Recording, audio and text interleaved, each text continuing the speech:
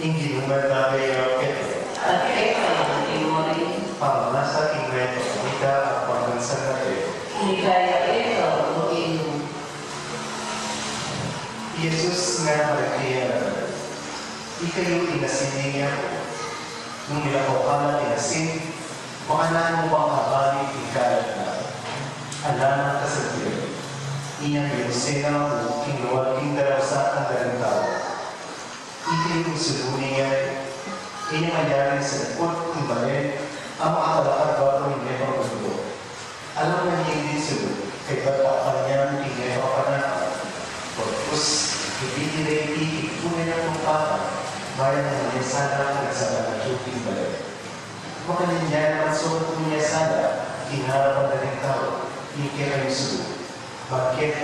Panakit ba tayo sumaya, pag-iinagay, hindi pa rin at sumaya. Kapag imayan ng balita, yung kaya ang kalakasan. Napoleon, ikaw, praise God. Basta kung may kailangan kong kaya. So, meron po kayo mawala sa top na ipapagluto, wakit po ingasin. Ingasin, walang kanya kong gamit, kigay, nilitong katao.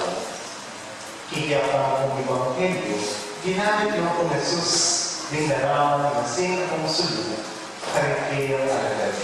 Sinabi ng Jesus, di kayo maging asin na niliyado. Bakit po asin at sulong yung ginamit na niya ang Hebrew? Mumula, yung asin at sulong, nilarawan niya po ng Jesus. Yung asin at sulong, bakit po ni Jesus? Ulit ang Jesus, kinakabili, karitang malapit tunay, nasa at tinanam at sala, hindi ang kong paligid. Posibleng kung di material na bagay, ako saya kakatamo. Posibleng ako ligay kakatamo kung di material na bagay. Dapat individual at kaligayan, di material na bagay, pansamantala mo, mawawala, masisira, umilaw. Dapat inugot at pakanulunin nga mong ito. Kapilanman, iyak mo, iyak mo. Kapilanman, inakatang, nilakot, inakagin. Uling, paratiyan at Diyo, kinene tao. At kadwa, insulong, mamituliran niya ng po kaya kapatid. Insulong at asin, wapin mo naman po ikatahin bilang alagad ng Diyos. Inasin ko at kung ibili niya yung pamawag, kumalat ang lasa na. Makatago naman po kaya tayo. So minsan, may gising niya po ikataw. May gising niya kung mapaling niya dito, uling, alam ko, mapaling along, alam ko yumo, alam kape, alam kong gatas. Kaya po po, inakapagdiskitahan na, yung kaya pong asawa. Binuliwanay yung kaya asawa. Kaya ba't meron ko niya po yung kaya asawa? Yung pagkasitahan ng muling kaya asawa, inanap ng lalaki. Muling bugtuna, kaya pa rin po tatalatan. Ibig po niya naman po yung lalaki. Ay natin pagkasitahan na yung kaya kapatid na babae. Uling, kaya pa po makapalansay ang polo ng kailangan ng gamitan. Ibig po niya naman po inanap ng babae. Muling iit na, naman po makawas na ng bigat at igamitan na po ang iyang baby. Kanya yung pagkasitahan na naman yung kapagkagatan ng bunso. May gising nga naman yung kapagkagatan ng bunso, may katunya naman yung pagkasitahan na iit yung aso ng takya. At yung aso, may kapaling nga naman po, penal niya po yung pusa. At yung pusa, may kapaling nga naman po, penal niya po yung gabis. At yung gabis, iit niya yung ipas, penal niya po yung panas. At kay ba, yung panas, ulit ang lahat ng mga pagkasitahan, ikit niya po ingredis ng katawan. Nakita niya yung kaya ingredis ng katawan. Kapag mga pamilya, at pag-uli ng pumita, ginapos niya yung katawan ng kaya ng panas. At kay ba, may panggaya po yung katawan. Ano yung buhay ng sabihan ng kwento? Impali, inwa, pwede akong mikaya. Inwa, makayaw ito. Nung isang men po yung getting along, sigurado po, din tao kapaligid kingkero, din tao kapaligid kero, niya wala naman po kingkero mo. Bilang momento maalagad ng Diyos, hindi talaga nagtamo sana ang iwang po yung karoon. Hindi talaga nagtamo yung ikalap-tamo, mapil po yung kaya ba kaya. O ito po yung asin na nangyayari. Yung ikalap-tamo po, hindi ganang kaya ba kaya. Malakanya po gamit ng asin. Muna, yung asin, ang sandali pong antiseptic. O pag-ibig siya pong mikrobe, makamatay pong bacteria. Kinumang tipan, kinirula ng propeta Ezekiel, makasulat po kami na bayo din po ibawon o dulukan ng ayong laon kung kapukin nga pukin, kailangan din pa mong linisan kinasin. Baka nito, matiro ng mikrobe, matiro ng bacteria. Baka ito po ang mechanism, kaya din pa mong pwede ihangin sa kinapukin. King Evangelio sa natin po niya ang ito, di kayo imaginasin na nangyari. At di na mo po sasabihin nga po yun, di kayo naman antiseptic. Maglinis ka, patentang po ng marok, patentang po ng bakterya, at kung kikikatalag ng pangatao. Kalupad ako rin hindi, yung kamwa, yung pahiluntok, yung pride. Uri kailangan tamang lumisan at lako kikikatalag ng pangatao. Uli din po iyan sisira kikikatalag ng pangatao. Halimbawa po, bilang alagad ng Diyos, bilang maging na inyato, kailangan itang po yung pagmula na ulit kaya pa ng kaibigan.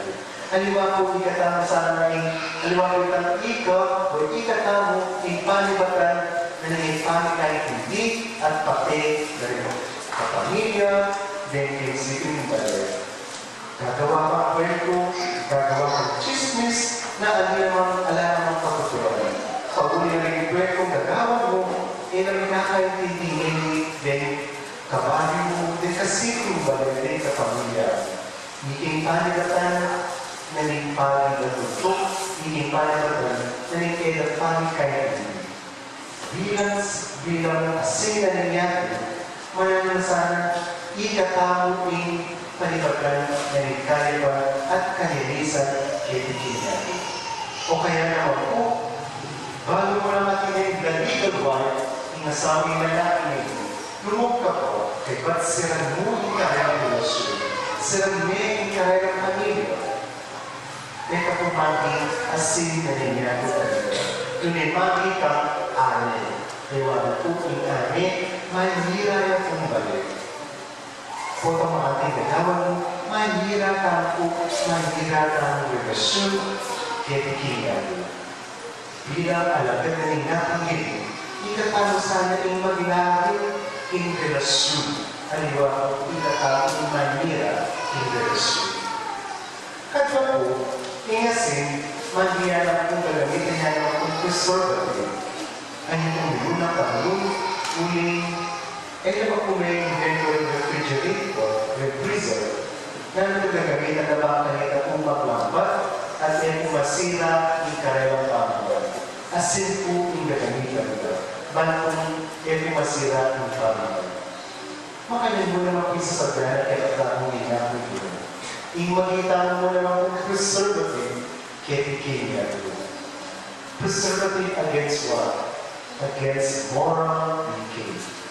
Yung problema po kasi kaya tamang meaning, bakit po itanawsa ng lowering of morality. Bababanin po moralidad, yung tao. Bago nyo na po yan po dignidad, yung tao. Bababanin niya po yung moralidad na yung tao. Halimbawa po, kaya po kailangan. Kung sunaman ngayon ka, premarital sex, kaya na nagawad na naman. Inausing kasal, alamin ko yung kasal. Importante, kahit yung tao mo. Kaya pwede tayo gawad ni ang may tao kasal. O kaya naman, kung ginagawa sa ganda, inaliwang bansa atin ng divorce, atin ng abortion, atin ng same-sex marriage. So dapat kayo mo ng Pilipinas at di na naman makaligaw. Kailangan tapong tandaan bilang may mga tao at yung tao rin pong limitasyon at yung tao rin pong panggalan. At sana kung tao po panghilit, itang tao po kahulit. Yung gawa tao po ay dito, tao, huwag yung pamuling po yung kahulian na ninamit niyo. Aliwan po itang sarili tao kung kapamanay o kahulian. Ingat po yung sabihin na puso, kailangan tayo ng tukyan. Ingat po yung sabihin na awad na po ingay na ng tao, mati na po inusto ito. Lagi tayo nakikiisip, immoralidad at dignidad na ninay po na tao. Turuan tayo ko rin kaya tao kailangan, baka hindi ka po manatili, itang kinakatao ng moralidad bilang medyo katao. So, minsan, kaya mayawas din po yung mga dati principal office. Kasi kung manuing anak na, kinuha po yung lapis na nitiyang kaklase. Kabuhay na po kibalik, kinuha na niya yung nilinglang kaya na. O yun na naman anak na. Madalas naman sa sabihin niya, kaya mo gagawa ba? Honesty is the best policy. Kung iman mo ang gamit na alin naman ketchup. Kaya naman paligapis, huwag yung sinabi ka na ako. Matalagapis yung opisina ni Kuwada na kami. Kung bisa ka pati, bigger para kapalit ka rin. Kailangan tayo ng turuan, bigyan tayo kayapan, ituro yung kayapan kibikin natin. Mga kanito, manatili po itang moralidad ka bilang tao. Iyon mawala, hindi nito ka bilang tao. At kakagawin po, kasi gamitin niya po bang pampalasa, flavoring, hindi na ito lasa na ikirakanan mo pangalan. Kita na utang po ngayon, marunong tao ng bilang po na lasa, hindi. Marunong po rin bilang po tiwala, hindi rin sa galing.